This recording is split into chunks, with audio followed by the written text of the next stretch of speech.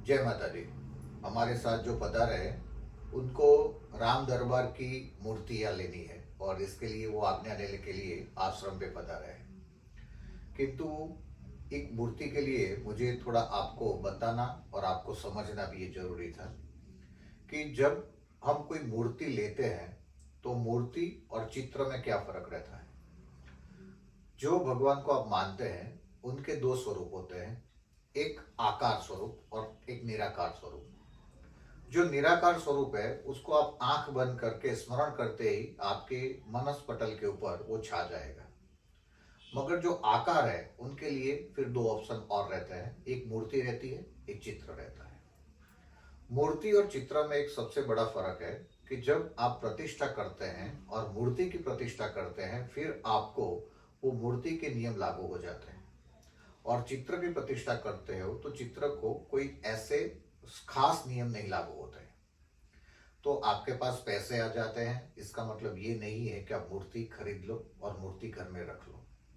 जब आप मूर्ति लेके आते हो तब उनकी प्राण प्रतिष्ठा करनी पड़ती है। प्राण प्रतिष्ठा करने के पश्चात उनका भोग लगता है, शयन लगता है, उनकी मर्यादा लगती है। और जब चित्र होता है तब उनकी मर्यादा नहीं लगती है। तो आपको ये समझना बहुत जरूरी है कि आप ये सब पालन कर सकेंगे या नहीं कर सकेंगे। अगर आपके घर में पालन नहीं हो रहा है तो लोगों के द्वारा कोई बहकावे में मत आइए और आप घर में आपके इष्ट देव, आपकी कुल देवी जो भी आप समझते हैं उनके चित्र की ही प्रतिष्ठा करें। क्योंकि चित्र को प्रतिष्ठा करने के बाद उसका चलित कर सकते हैं, उसको ले जा सकते हैं। और मूर्ति का एक बार स्थापन होता है फिर उत्थापन करने के लिए अलग मंत्र बोलने पड़ते हैं। उनके लिए फिर आचार्य को बुलाना पड़ता है और वो मंत्र पढ़ेंगे। इसलिए सब समाज में अंतिम धाम आश्रम से जो भी कनेक्टेड है उनको एक ही निवेदन है कि आपके घर में, घर मंदिर के अंदर स्पष्ट और अच्छी जैसी साइज है उस हिसाब से आप चित्र का प्रतिष्ठा करें और चित्र को पधराएं।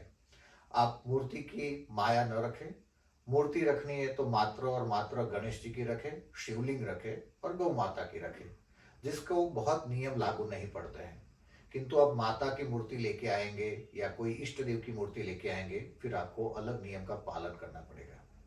तो मैं समझता हूँ आप लोग स्पष्ट होंगे कि मूर्ति के लिए आपने जो सोचा है और मैंने चित्र के लिए जो बताया है वो आपके जीवन के अंदर उसका अमल हो सकता है। अस्तु। वंदे गो मातरम। विरल बापू। मौज।